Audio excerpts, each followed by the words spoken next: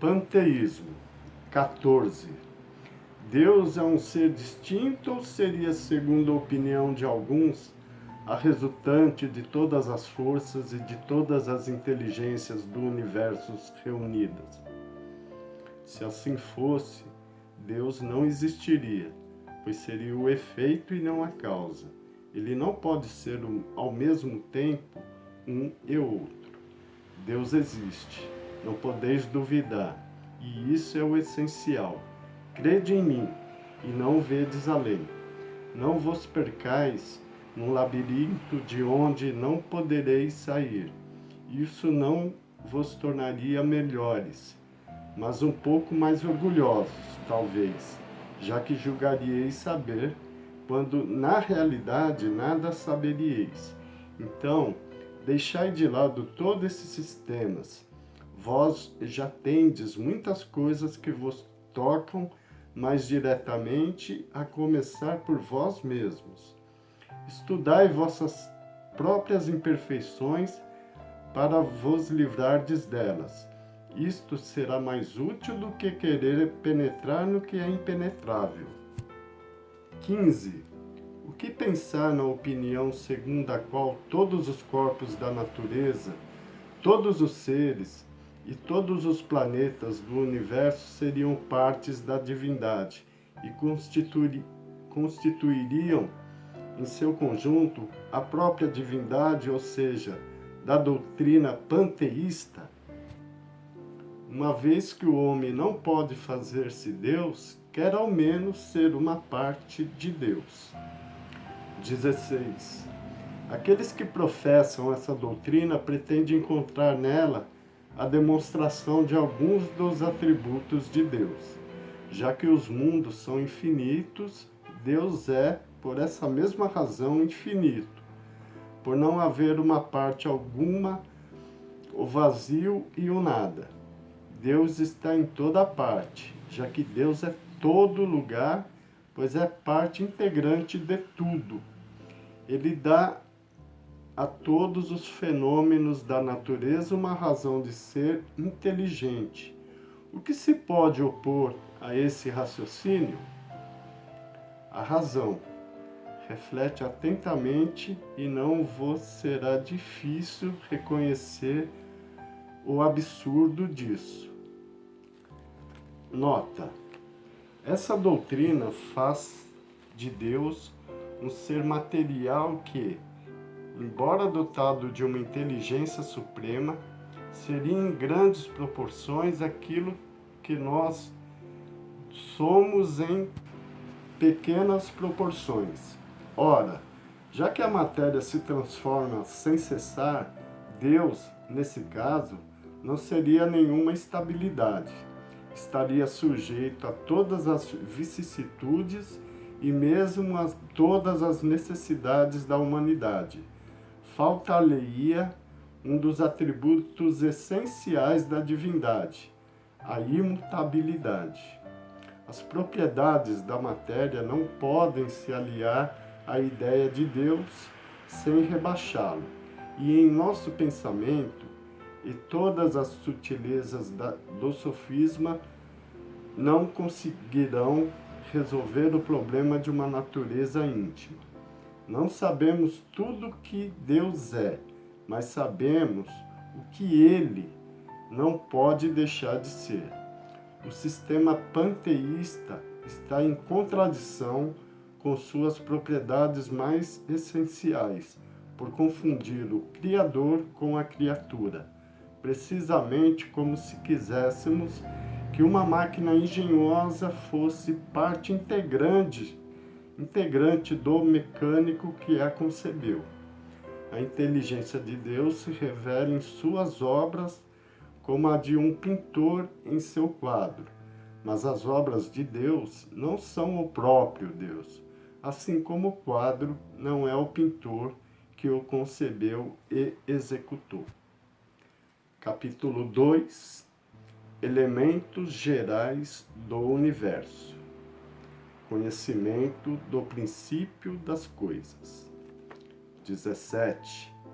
O homem pode conhecer o princípio das coisas? Não, Deus não permite que tudo seja revelado ao homem aqui na terra. 18. O homem penetrará um dia o mistério das coisas que lhe são ocultas? O véu lhe é levantado à medida que ele se depura. No entanto, para compreender certas coisas, precisa das faculdades que ainda não possui. 19. O homem não pode, por meio de investigações científicas, desvendar alguns dos segredos da natureza. A ciência foi dada ao homem para que ele avançasse em todas as coisas, mas ele não pode ultrapassar os limites fixados por Deus. Nota: quanto mais é permitido ao homem mergulhar nesses mistérios, maior deve ser sua admiração pela força e a sabedoria do Criador. No entanto, seja por orgulho, seja por fraqueza, sua própria inteligência frequentemente o torna joguete da ilusão. Ele acumula sistema sobre sistema e, a cada dia, exibe quantos erros tornou por verdades e quantas verdades repeliu como se fossem erros. São outras tantas decepções para o seu orgulho. 20. Fora das investigações da ciência, o homem pode receber comunicações de uma ordem mais elevada sobre o que escapa ao testemunho dos sentidos? Sim, se Deus o julgar útil, pode revelar-lhe aquilo que a ciência não pode apreender. Nota: é por meio dessas comunicações que o homem, dentro de certos limites, tem acesso ao conhecimento sobre seu passado e seu destino futuro. Espírito e matéria. 21. Será que, assim como Deus, a matéria existe desde toda a eternidade ou ela foi, em algum momento, criada por Ele? Só Deus o sabe. Entretanto, há uma coisa que vossa razão vos deve mostrar, é que Deus, modelo de amor e caridade, nunca esteve inativo. Por mais distante que imagineis o início da ação de Deus, podereis compreendê-lo um segundo na ociosidade? 22. Define-se geralmente a matéria como aquilo que se tem extensão, que pode causar impressão aos nossos sentidos e que é impenetrável. Essas definições são exatas? São exatas, do vosso ponto de vista, porque só falais a partir do que conheceis. Mas a matéria existe em estados que vos são desconhecidos. Ela pode ser, por exemplo, tão etérea e sutil a ponto de não causar nenhuma impressão aos sentidos. No entanto, é sempre matéria, embora não o seja para vós. 22a. Que definição podeis dar da matéria? A matéria é o laço que prende o espírito, é o instrumento que ele usa e sobre o qual, ao mesmo tempo, exerce sua ação. Nota: de acordo com esse ponto de vista, pode-se dizer que a matéria é o agente, o intermediário com a ajuda do qual e sobre o qual o espírito atua. 23. O que é espírito? O princípio inteligente do universo. 23a. Qual é a natureza íntima do espírito? Não é fácil analisar o espírito por meio da vossa linguagem. Para vós, ele não é nada, porque não é uma coisa palpável. Mas para nós é alguma coisa. Sabei que o nada é um vazio, e o vazio não existe. 24. O espírito é sinônimo de inteligência? A inteligência é um atributo essencial do espírito, mas ambos se confundem em um princípio comum, de maneira que, para vós, trata-se de uma mesma coisa. 25. O espírito é independente da matéria ou é apenas uma propriedade dela, como as cores são propriedades da luz e o som uma propriedade do ar? Ambos são distintos, mas é preciso a união do espírito e da matéria para que esta se torne inteligente. 25a. Essa união é igualmente necessária para a manifestação do espírito? Entre parênteses aqui. Aqui entendemos por espírito o princípio da inteligência, deixando de lado as individualidades designadas com esse nome. É necessária para vós, porque não sois providos de órgãos para perceber o espírito sem a matéria. Vossos sentidos não são apropriados para isso. 26. Pode-se conceber o espírito sem a matéria e a matéria sem o espírito? Sim, sem dúvida, através do pensamento. Haveria, assim, dois elementos gerais no universo, a matéria e o espírito? Sim, e acima de tudo isso, Deus, o Criador, o Pai de todas as coisas. Essas três coisas são o princípio de tudo o que existe, a Trindade universal.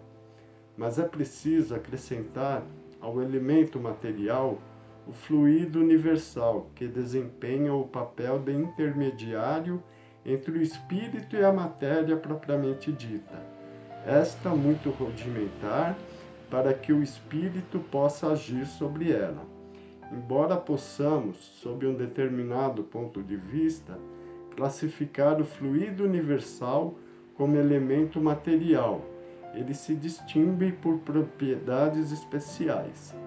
Se fosse precisamente matéria, não haveria razão para que o espírito também não o fosse. Ele encontra-se entre o espírito e a matéria. É fluido, assim como a matéria é matéria.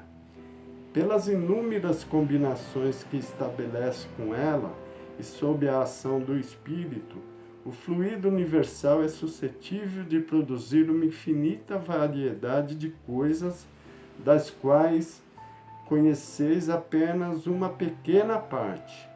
Por ser o agente empregado pelo espírito, esse fluido universal, ou primitivo ou elementar, é o princípio sem o qual a matéria permaneceria em perpétuo estado de divisão e nunca adquiriria as propriedades que lhe dá a gravidade. 27a. Seria esse fluido aquele que chamamos de eletricidade? Dissemos que ele é suscetível a inúmeras combinações. O que chamais de fluido elétrico, fluido magnético, são modificações do fluido universal, que é, precisamente, apenas uma matéria mais perfeita, mais sutil, que se pode considerar como independente. 28. Já que o próprio espírito consiste em alguma coisa, não seria mais exato e menos controverso designar esses dois elementos gerais pelos termos matéria inerte e matéria inteligente? As palavras pouco importam. Cabe a vós formular a linguagem de maneira a vos entenderdes. Vossas controvérsias advêm quase sempre do fato de não entenderdes quanto às palavras, porque a vossa linguagem é incompleta para exprimir o que não toca os sentidos. Nota: um fato incontestável domina todas as hipóteses. Vemos matéria que não é inteligente, vemos um princípio inteligente independente da matéria, A origem e a conexão dessas duas coisas nos são desconhecidas.